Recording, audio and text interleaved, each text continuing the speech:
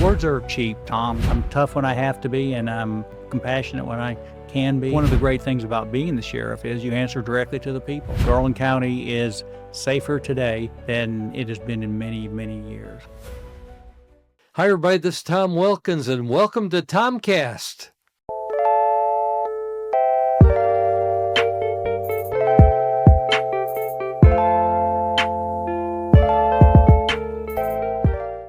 Hi, everybody. This is Tom Wilkins, and welcome to Tomcast. My special guest right here today, just sitting right over here next to me, is Sheriff Mike McCormick. Welcome, Mike.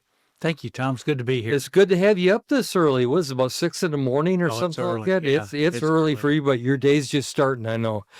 Let's go back to, of course, I've known you for years, but let's go back to where you grew up. Tell me just a little about your history. I've got kind of an interesting past. I come from a military family.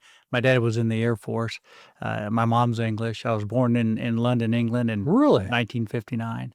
Wow. And all the way up till, I guess, 12, 13 years old, we moved around the world, England, Italy, and various different places. So I've got a broad, interesting childhood going from school to school. Found it very interesting and enjoyable. Sure. I was actually in London back in the early 70s and toured through with the bed and breakfast places and everything. Went to Wimbledon, got to see that and everything. So anyway, it's not about me, it's about you, but born in London, I can't believe it. So how did you get over here? Just your dad moving around? My dad was born in Iowa. So after he retired in 1972, my parents decided to move back to the U.S. permanently when he retired, and we moved to South Dakota, Brookings, South Dakota. South Dakota. Do you remember much of that? Is that where you grew up? I do. I was there. I was in high school a couple years, and one of the main reasons that they chose Brookings, South Dakota is that's where South Dakota State University is. And they were looking towards the future, so not only me, but my older sister could attend South Dakota State, and that's exactly what we did. And all of us graduated from South Dakota State University. Okay, what high school do you go to? Brookings High School. Brookings High School. Yeah. Does it still exist? Or? It does. It's a small town, actually. It's a college town. Oh, and okay. I think there was a couple thousand in my graduating class. So it was relatively small. Couple thousand? Yeah. That's significant. Mine was 99.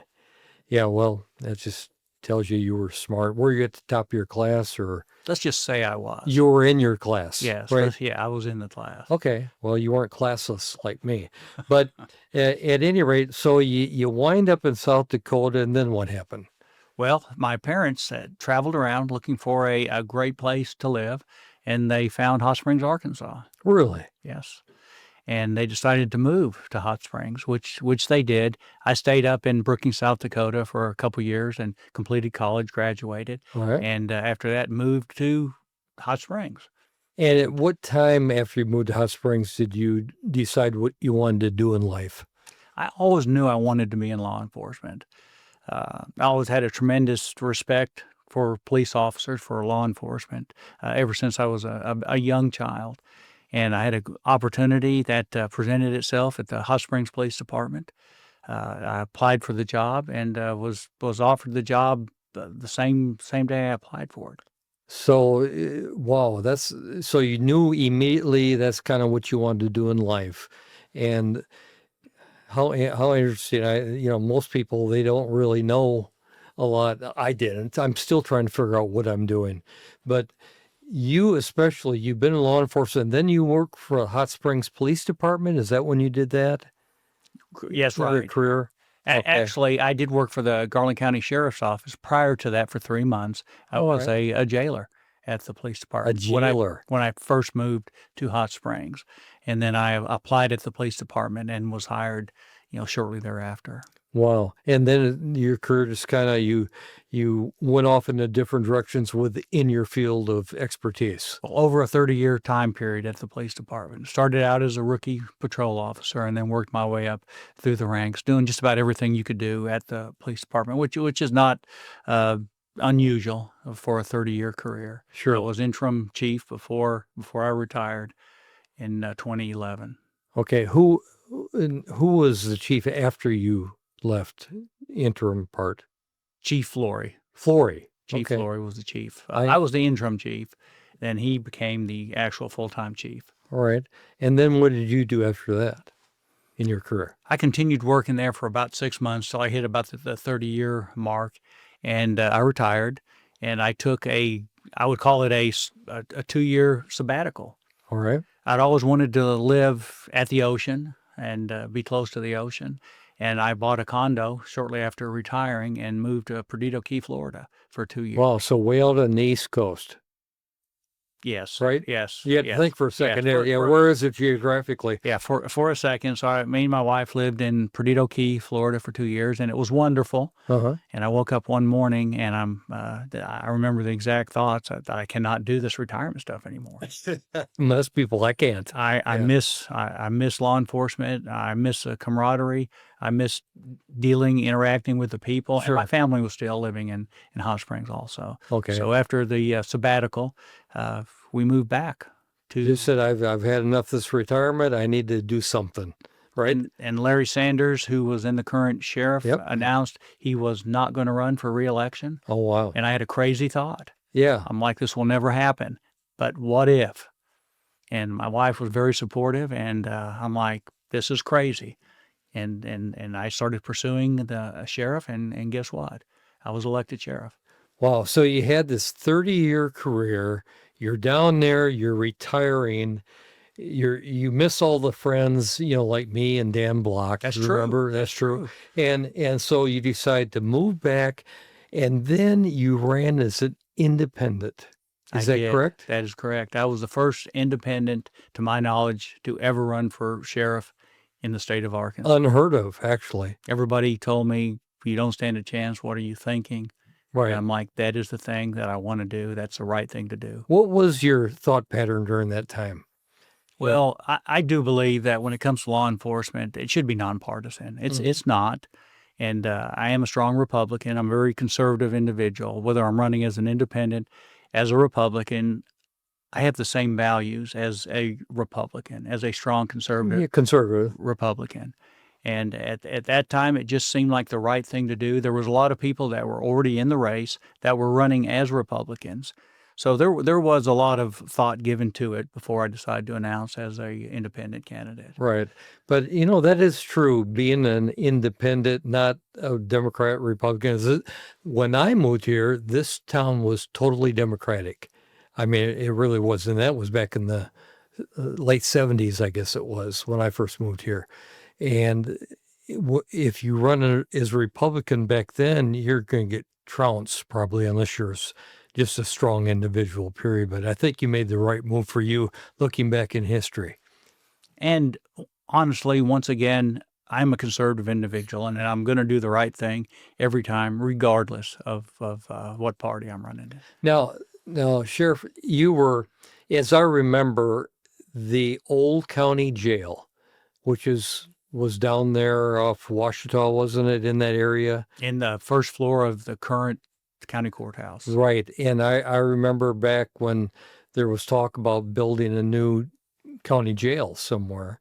And it really, I remember the marketing back in those days and this was truthful, it's not just marketing, the jails were packed with people, were they not? It wasn't like one person in a jail cell. No, they were absolutely packed, people sleeping side by side throughout the entire facility. All right. So somebody came up with the idea of possibly building a new jail, county jail, right? And in fact, my wife Susan was a justice of the peace back in that day. She's got her name. Next time you go back to work, look on that plaque. She reminds me every other day, hey, my name was on that. I was JP during that. Did not know that. Yeah, well, it's the little things in life you need to learn. But and so the jail passed.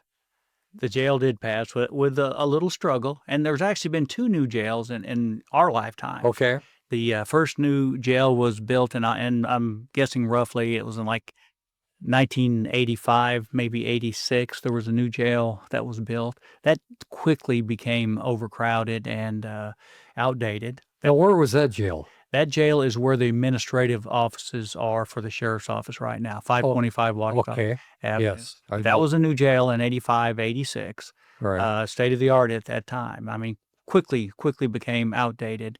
And I believe the funding back in those days was very limited. Right. So they didn't have the money to maintain the jail that they have now. Well, in 2015, the new jail opened up, the current jail, and it was funded by a specialized sales tax. So there was money to build the jail, and part of the tax went towards the continued operation of the jail. Okay. And that's where we are at now. And it holds a population of 500 at full capacity. Today we were at 438, I believe.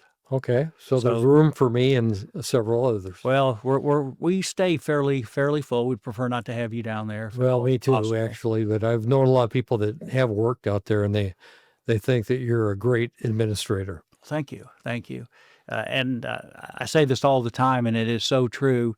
And it's a little weird, but the Garland County Detention Center, the current one that we have, and now is 10 years in operation, is the shining star for Garland County. It's changing lives. It's truly making a difference for our community. And that we have all kinds of great programs, getting ahead while getting out, teaching life skills, parenting classes, teaching how to raise children.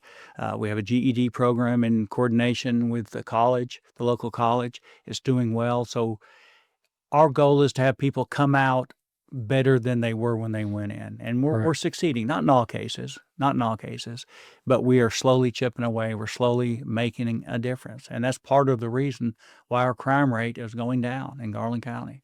Well, everybody in their life has made bad choices, Sure. and it just happens. And one thing I have noticed that you are really into the rehab part of it. It's not just locking somebody up because they did something they shouldn't have done.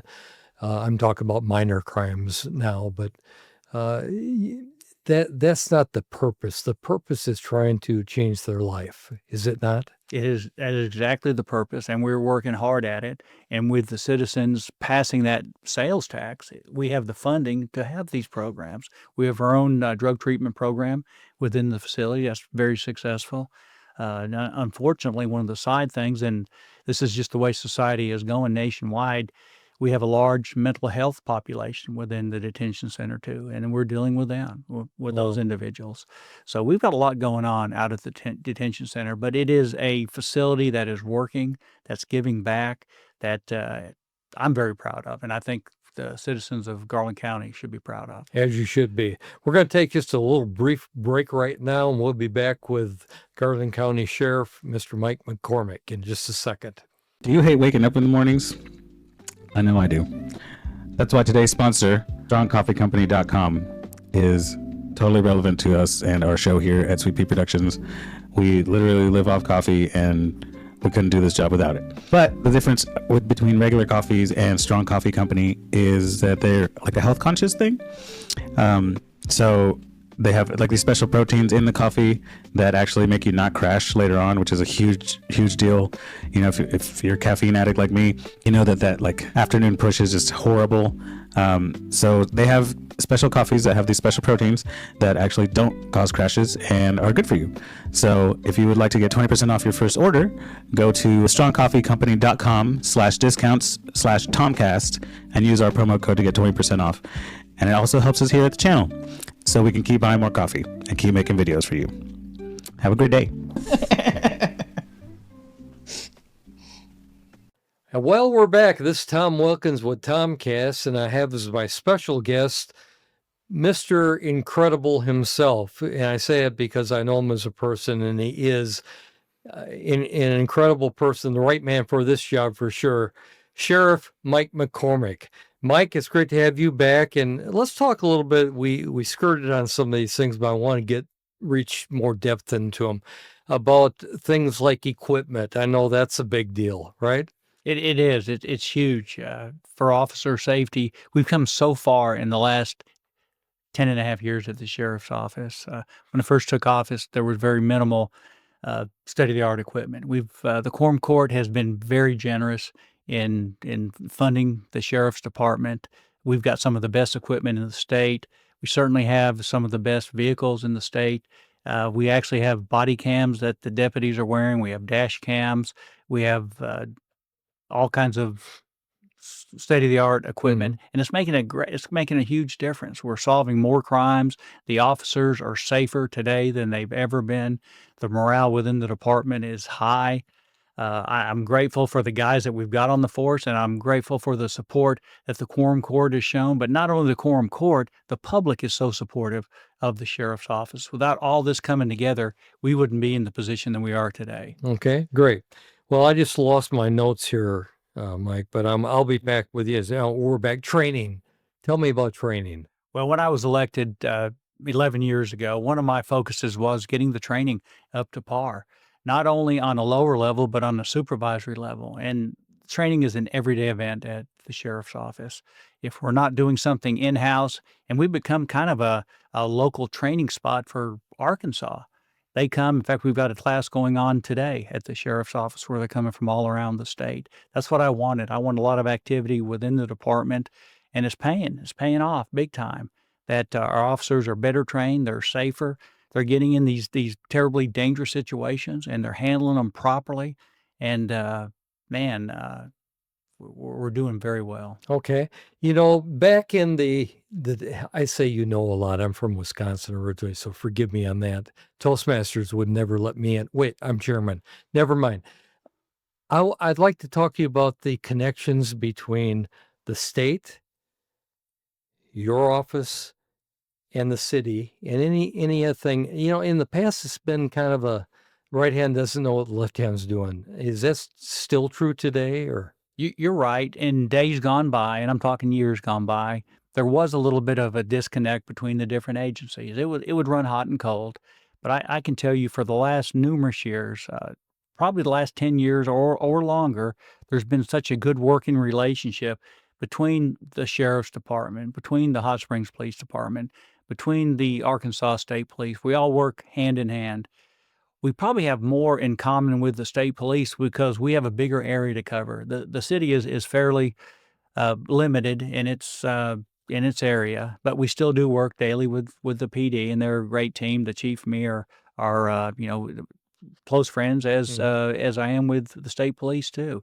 But out in the county is where we work a lot more with the state police. There's a huge bond there. There's a huge trust level there, and a large amount of respect between all the agencies. And also, we're working with the federal agencies from time to time. And I think what we've generated and earned a huge amount of respect from all of them.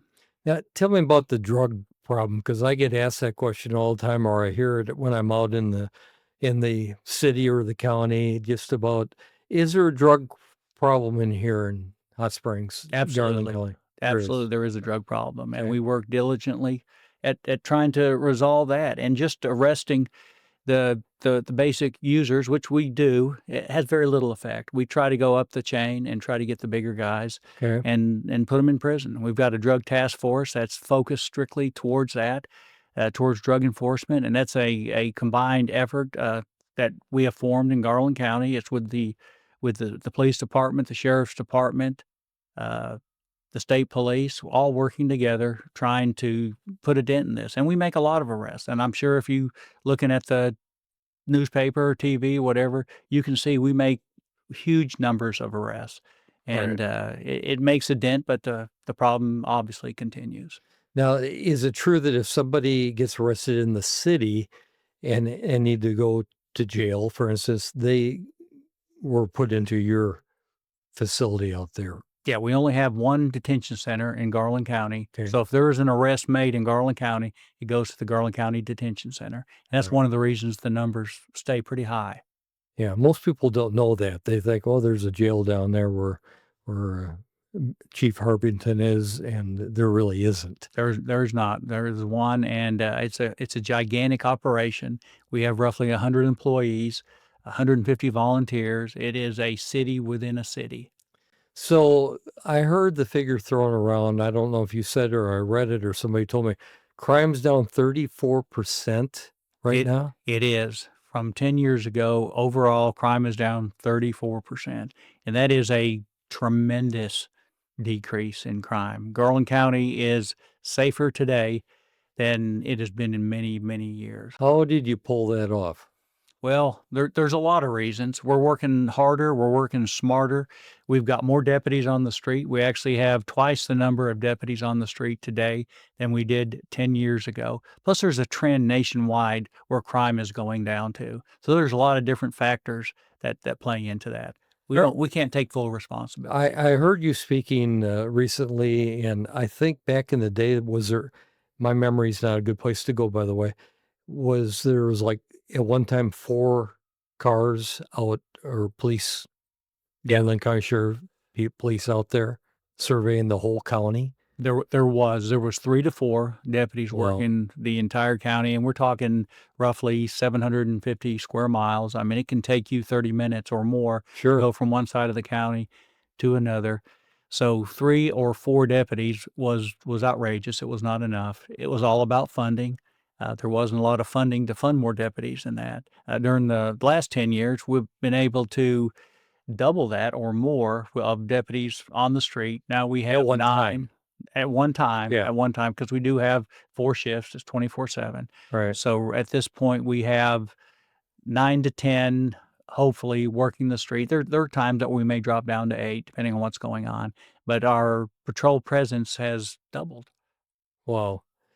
And also, I don't know if you brought it up or not, but National Park Service has their own little, not little, but security team. They do. They do, and we work closely with those guys, and they are actually deputized by me to be able to uphold the law, not only just in their jurisdiction, but Right. outside their federal jurisdiction. I did find out that it's not good to go 95 through Gulf of Gorge, that they don't like that very much but That's he was really nice when he stopped me. that's a But, pretty expensive trip.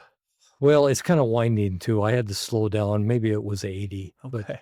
no, I'm obviously, I'm kidding out there to everybody watching this, but there is a separate program for that, but it is under your jurisdiction. It's not really that's federal property, so Okay. they're under their own jurisdiction, but they do sometimes they go outside of their jurisdiction, and for them to have authority outside the jurisdiction, we deputize them so they can act as a deputy sheriff. Okay, if there's a couple things, we're going to go down a couple rabbit holes right now that you want to talk about that's happened in the last few years that you had to do a lot of hands-on stuff to correct.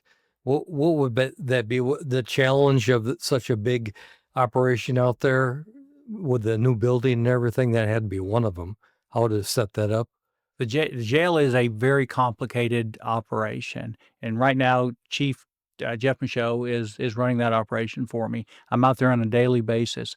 When you're talking so many employees, 100 roughly employees, and you're talking 430, 440 inmates or more, you've got a lot of volunteers. You have a lot going on. A lot of people. A lot of times, the inmates, their only focus is creating problems, trying to escape. And Mm. I will say in 11 years, we have not had one single escape. If you'll think So back they really do try to escape? on a daily basis, Really? Of course, it's our job to make sure they're not successful. Well, sure. And we've been pretty good at that. So we have not had a single inmate escape. I mean, they've got a lot of time just to stop and think. What else are they doing? They're thinking how to get out of there. They're thinking how to con the detention deputy, how to trick people, how to do all kinds of things. And this is not unique with Garland County. Any detention center is this way. Sure. It's got a very unique set of dynamics that are going on there. A lot of drama going on within a detention center anywhere. However, I will say that, well, I won't say, I'll tell you flat that it is the #1 detention center in the state of Arkansas. It is nationally recognized as being outstanding. We are on a regular basis applauded on how well the facility is. And my goal is when I retire at some point in the future, I want that detention center to be just as good, just as proficient as it was when I started. And as of this day, I'm on solid ground. It is a tremendous place. Well, and you've got some great employees too. And Yeah. as you were saying that, I was thinking the exact same thing. I can't do it myself. Right. I've got to have a great staff, and I do have a great staff. They work hard. They're diligent, and I'm very fortunate. What are some things possibly, if I was sitting in your shoes, which I'm not, and kind of glad that's true, but what are some things that you see in the future that you'd like to still accomplish before you ride off into the sunset back to Florida? Hopefully not, but No, I'm not going back to okay, Florida. good. I'm not But going back to Florida. I'm here in Hot Springs. This is my home. duration, yeah, Yeah, okay. for the duration. All right. I want the training to continue. Law enforcement is very dynamic career field, changing laws every day. The the way people interact with other people, including law enforcement officers, is changing on a daily basis. It seems like it's getting more and more difficult. The respect that was shown towards law enforcement when I started back in 1982 is a completely different ball game now. It Mm-hmm. seems like law enforcement has to prove themselves on a daily basis. The trust factor is not what it was back in the early days. So I want to build on that. I want to continue with the training, keep the guys sharp, keeping them up to date on the laws, and try to make Garland County a safer and safer place. Hey, right now the crime's down 34%. I'd like to see it down 50% in the next couple of years. So we'll be working hard at that. Good. Uh, don't you have like a little court place there where there's a judge and where you can do it, video wise back to the regular court system? We do. We actually have a separate court facility out at the detention center, and the judges enjoy coming out there just because of the environment, and it Right. makes it easier on us because we don't have to transport all the inmates downtown. Yeah, like you used to do. Yeah, load them up in vans and bring them downtown, go through their hearing, then transport them back to the detention center. A Now, lot of extra work. is there a big kind of cafeteria area there? I don't know. I'm asking. How do you feed the folks that are incarcerated? We do have a full kitchen that's fully staffed that let's see, I think they did over 500,000 meals last year for the Wow. inmates. And something interesting, I figured out the average cost of a meal is $1.40 per meal. So that's a huge expense. That's a huge expense for the county. But that just obviously we've got to feed the inmates or they'd starve to death. Well, sure. Yeah, and That wouldn't be give them good. more reason to Yeah. escape, right? Wouldn't be good, Yeah. Tom. Well, I heard the Wouldn't be, food's Tom. pretty good. Yeah. I mean, I don't know that firsthand, but Well, I'm not going there for lunch every day. yeah, I can tell you that. okay. Well, you get firsthand. away. Yeah. Yeah, but so we do it. It's a city within a city. We have our own medical staff out there Really? that provides good medical services to all the inmates, and we have a lot of issues going on out there. Wow. And then, of course, you probably, if somebody gets so ill that that person can't handle it, they probably get them moved into the hospitals, right? They do.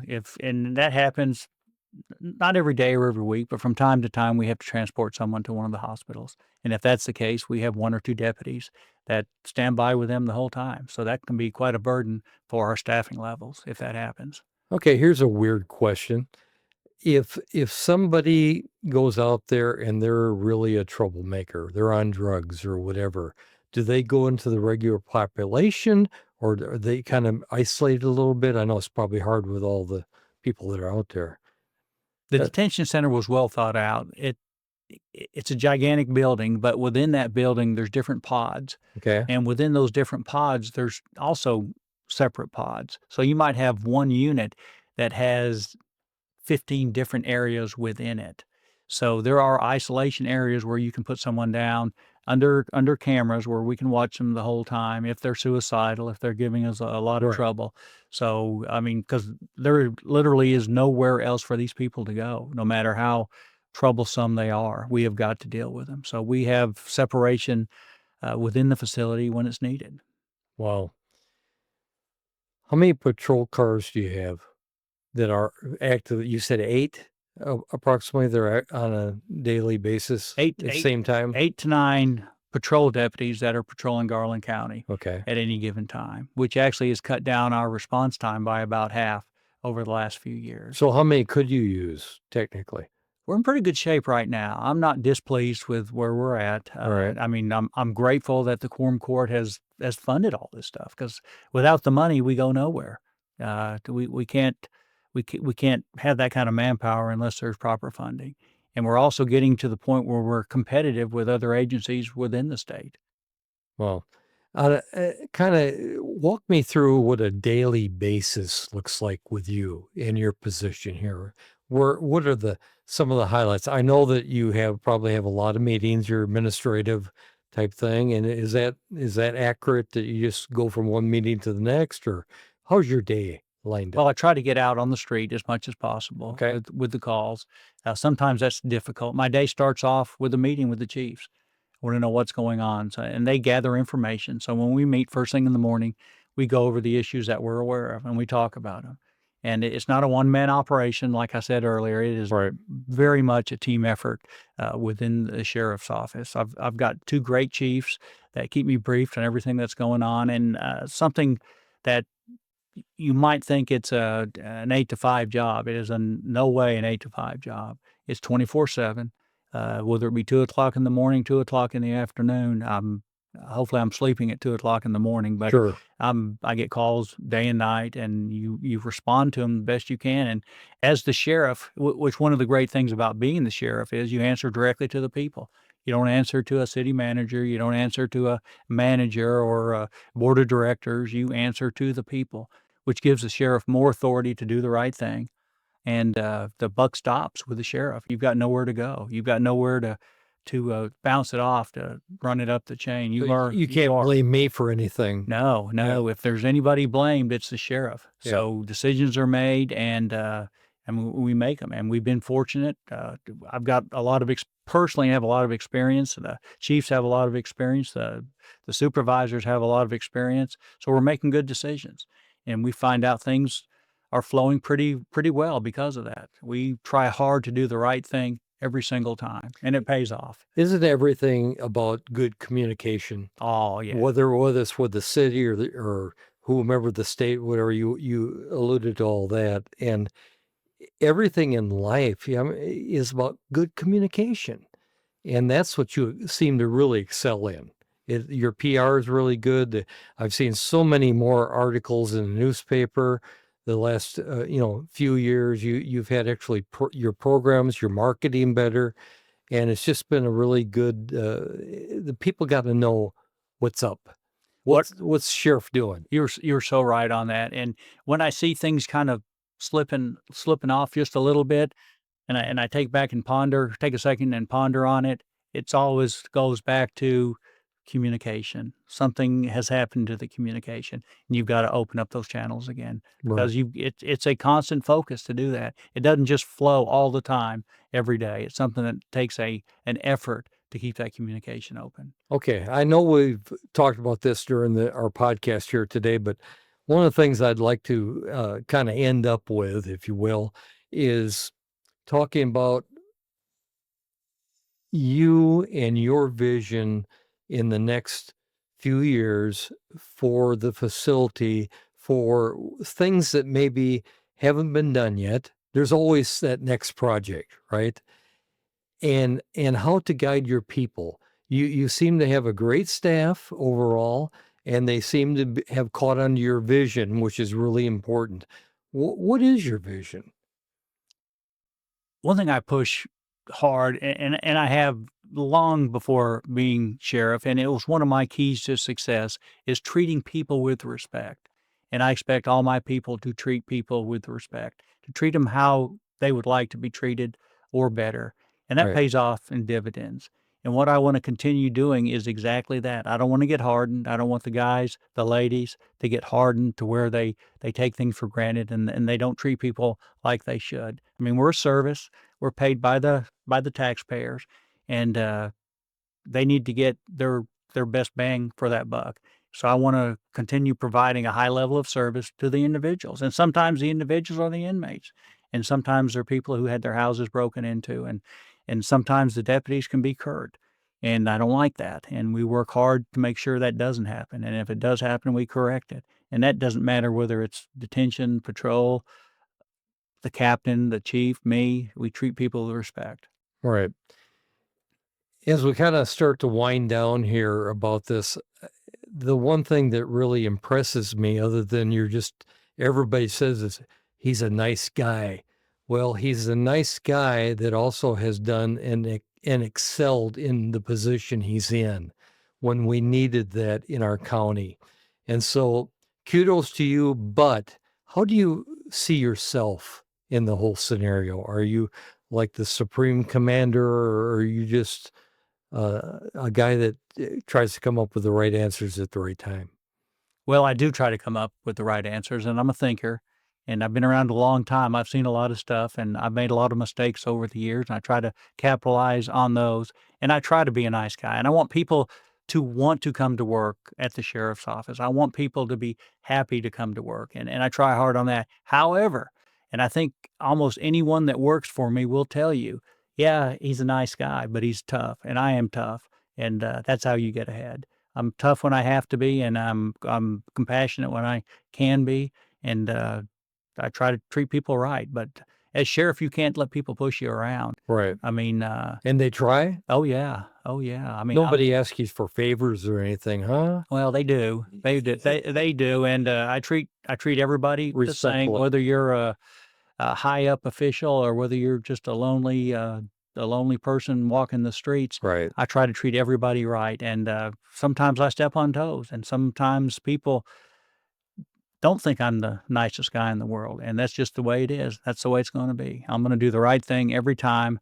I tell people also we're going to take the high road, and I try very hard to take the high road. Sometimes some of my guys have to remind me we're supposed to be taking the high road here, and I'm Yeah. like, you're Well, you exactly get caught right. up in a situation. Thanks. Yeah, thanks for reminding me. You're right. Yeah. I'm going to readjust a little bit. So yeah, I'm not perfect on any stretch. of Nobody's the imagination. perfect, but you've done a heck of a job.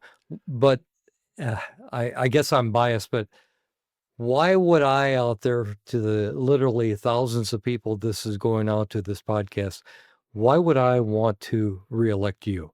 I think I can easily answer that because I'm a professional. I've done a great job. I'm going to continue doing a great job. I have a vision to serve the people. I have a servant's heart, and I'm not. Words are cheap, Tom. I know. I can say anything. Yeah. But for people that know me, they know that's the case. All you have to do is look at my past. Been around a long time. I'm a solid guy. I'm going to do the right thing. I'm going to treat people right. I'm going to take the taxpayers' money, and I'm going to make sure that it's well spent. And I'm going to give them a quality product. And my product is the deputies out on the street. My product is the detention center, and it's working well. It's working great, actually. We've got a great operation, and we need that to continue. And if you don't have the experience, if you don't have the knowledge, it's not going to happen because it's a tough job. Well, I know myself and all my friends, I've got 2 or 3, and all my friends have privately and publicly endorsed you. And we want you in that job as long as you want to be, because you've done such an excellent job. Sheriff, thank you. Thank you, Tom. I appreciate that. You bet. And Sheriff Mike McCormick running for re-election. When is the election, by the way? It's the Republican primary, and it starts mid-February and it ends March the 3rd, I believe. Okay. And then the general is in November. Early November. My hope is that I don't have an opponent in the general election, but we'll see how that goes. Sure. It's going to go good regardless. But thank you for being here. We had a great time, and hopefully we can hook up with you some more to help your campaign. Very good. Thanks. Thank you. Thanks, everybody. It's Tom Wilkins and Tomcast with Sheriff Mike McCormick. See you next time. It's cleanup time around here. If you could, please go to our website, Sweet Pea, that's S-U-I-T-E, P as in Paul, productions.com, and go on there, and if you feel led to, go ahead and do a Patreon for us. What's a Patreon? Patreon's where you send a little gift, a little monetary something, because you appreciate what we're doing here in Hot Springs National Park, Arkansas. The other thing, I want you to know this, absolutely free to like, share, or even subscribe. You can cost you nothing. Until next time, stop by sometime. 1820 Central Avenue, Sweet Pea. Love ya.